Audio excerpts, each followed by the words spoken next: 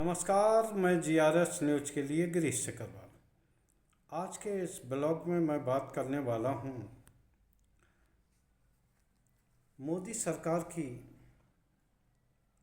उस मजबूरी की जिसके कारण निरंतर मोदी सरकार को दुश्वारियाँ झेलनी पड़ रही हैं।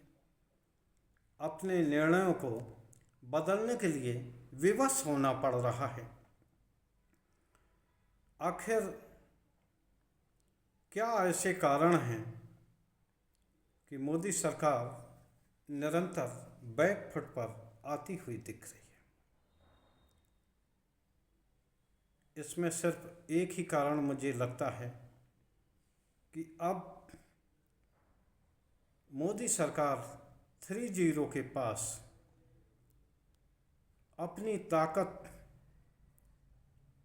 कमज़ोर हुई है और इतनी उनके पास शक्ति नहीं बची है कि अब वो अपने बल पर कोई भी प्रस्ताव या कानून को बनवा सकें, सदन में पास करवा सकें। निश्चित तौर पर उन्हें या तो विपक्ष को कोई कानून बनाने से पहले विपक्ष को विश्वास में लेना पड़ेगा या सहयोगी दलों से बात करनी पड़ेगी। वक्फ बोर्ड कानून जेपीसी को गया, एक तरह से उसे आप ठंडे बस्ती में जाना मान सकते हैं, क्योंकि उस समय भी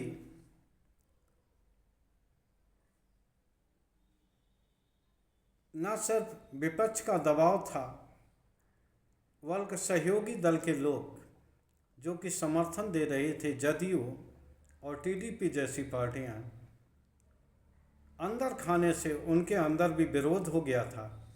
इसीलिए बिना मांग किए जेपीसी को मामला वक्फ बोर्ड संशोधन का सौंप दिया गया। हाल में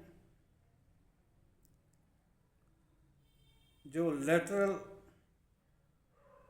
एंट्री, सीधी भर्ती आप कह सकते हैं, केवल साक्षात्कार के आधार पर ही सीधी भर्ती, उसको लेकर जिस प्रकार विपक्ष ने भारतीय जनता पार्टी को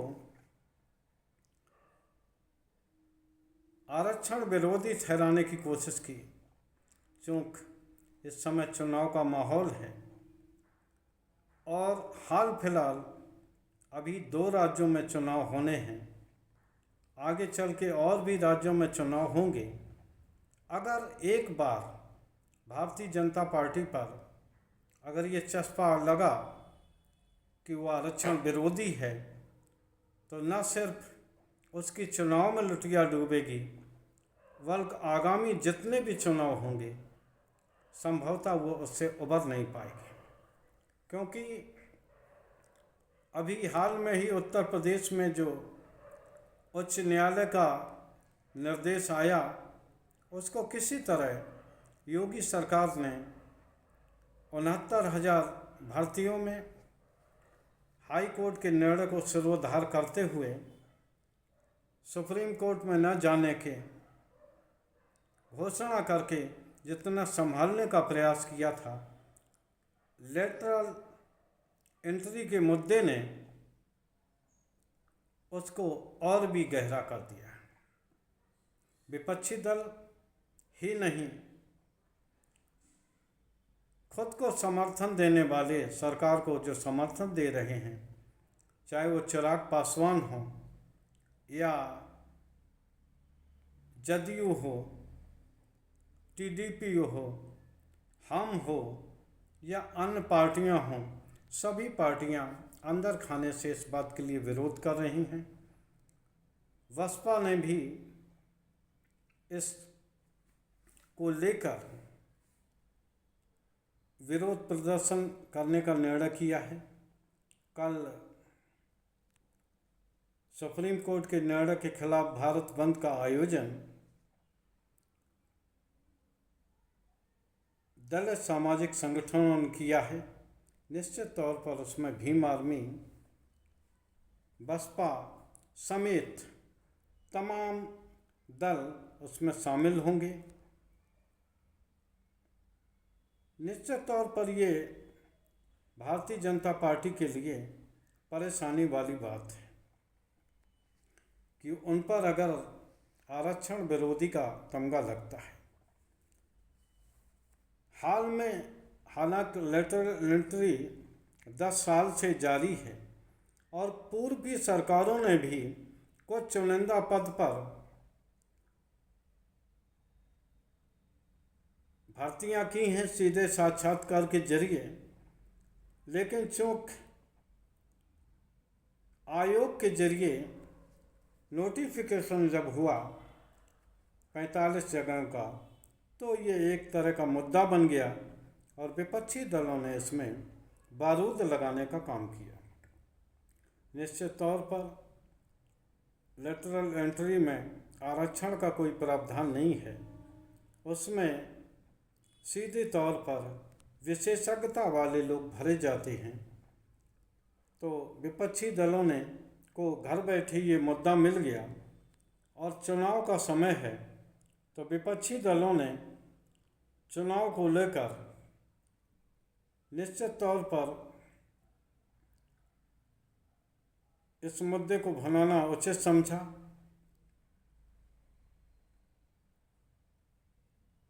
मोदी 3.0 की सरकार दबाव में आई और आज उन्होंने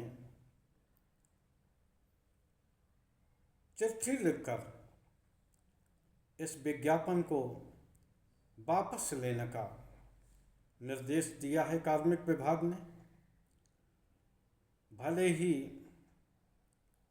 इसको मोदी सरकार ने सुलटाने की कोशिश की हो, लेकिन जो मुद्दा एक बार उठ गया, चाहे वो उपचुनाव हो, आगामी झारखंड और महाराष्ट्र में होने वाले चुनाव या आगामी 2025 में जो भी चुनाव होंगे, सभी में अब आरक्षण मुख्य मुद्दा बनता दिख रहा है। निश्चित तौर पर अब आप तय मान लीजिए कि आरक्षण को लेकर एनडीए के सामने मुश्किल आने वाली है, खासकर बीजेपी के सामने, क्योंकि एनडीए के वो दल जो समर्थन दे रहे थे वो पिछड़ों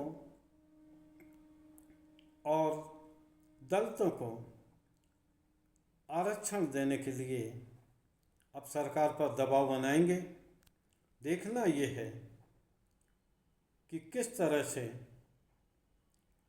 मोदी सरकार और भारतीय जनता पार्टी अचानक इस मामले को हल करने में सक्षम होती है। आज के ब्लॉग में बस इतना ही। जय हिंद, जय भारत।